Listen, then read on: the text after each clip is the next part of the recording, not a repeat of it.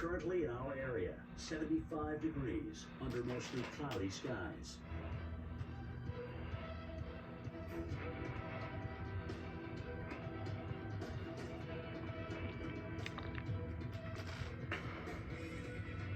Tonight, cloudy skies this evening. A few showers developing overnight. Low 68. Chance of rain 30%. Tuesday, a shower or two in the morning, then cloudy in the afternoon. High 77. Chance of rain 30%. Tuesday night, rain, low 72. Rainfall around a quarter of an inch. Locally heavy rainfall possible. Here's our 7-day outlook.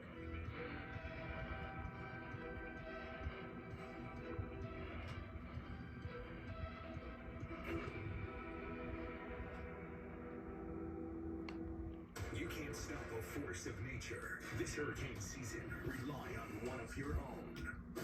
It's a fact. No other news network out there is trusted more than the Weather Channel. Trusted to give you every advantage before the storm. Trusted to be there where and when you need us. Trusted to bring you every angle of the storm using landfall cams on our streaming TV app. Absolutely unbelievable. Because America doesn't trust hurricane season to just anyone.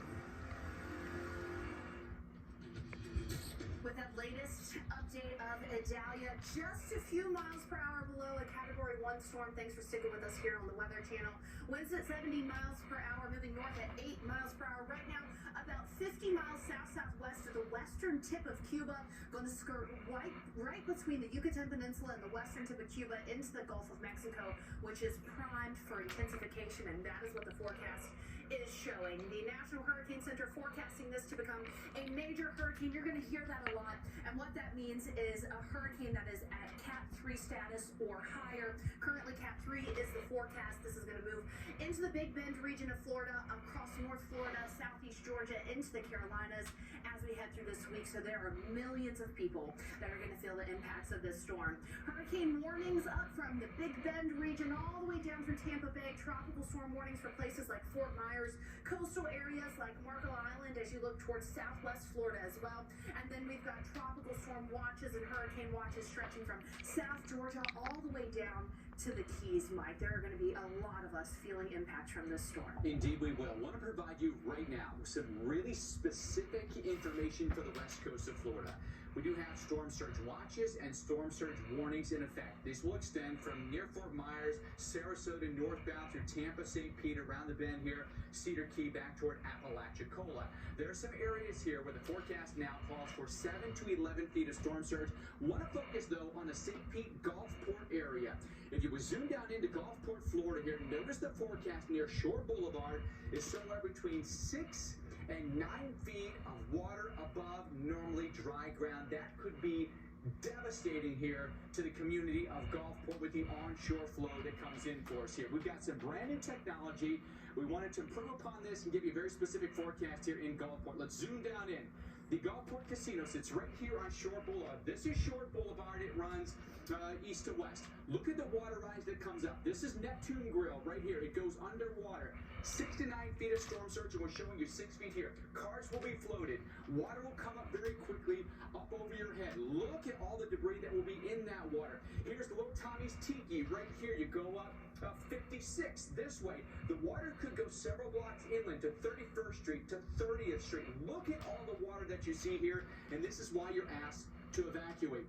This area here is parking for Gulfport Beach. The rec center is going to go underwater. The Williams Pier could be damaged because of the storm surge, especially if there's wave action on top of that. This here is beach. Look how far that water goes, several blocks inland. This could go beyond 30th Street even.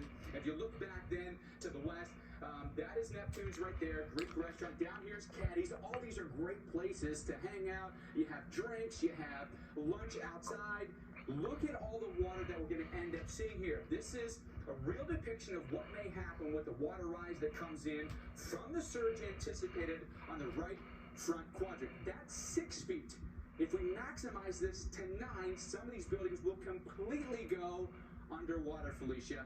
All of this will depend on the angle of approach and how intense and how large Idalia gets. Time will tell what happens, but this gives you a real good idea of what can happen in communities like Gulfport, and this is why some of these areas are now being asked to evacuate by this evening. That's right, Mike. And speaking of those evacuations, so important to know your evacuation zone. I know that sometimes when you think of the people who need to evacuate, it's the people who can look, out their window and see the water right there, but that is not the case. As you can see, the evacuation zones here stretching around Tampa Bay, well inland, because where you get those inlets, where you get any other rivers, that can also cause flooding as well. So you want to make sure that you know your zone. The last thing that you want to be doing, guys, is trying to scramble to figure out if you're in zone AB or zone B and figure out where you're going to go. You want to have those plans in place as soon as possible. I'd say by the end of today, and know where you're going to go for this. For Tampa, we're starting to see those winds pick up as we head through Tuesday. By Wednesday, we're really seeing some of our highest winds. Now, the rainfall to come, I don't want you to look at 2 to 3 inches and think, well, that's nothing, because we are certainly going to see some locally higher amounts when we're talking about some of this heavy tropical rain that we're dealing with. So starting out throughout today, we've got some storms around by Tuesday afternoon, particularly. We're starting to see those bands moving through. Within these bands, you have that possibility for these storms having some rotation. Tropical systems are so well known for within those outer bands getting some rotation within them, spinning up some weak tornadoes that can do some damage. Overnight Wednesday, we're seeing those winds pick up, and we're seeing those bands become more frequent as well. So you're getting less of a break as we're heading into Wednesday morning. And Wednesday morning, we've got these winds picking up gusts 50, 60 miles an hour. We're talking power outages. We're talking about streets flooding. You want to make sure that you're prepared for this and what you're going to deal with after the storm as well.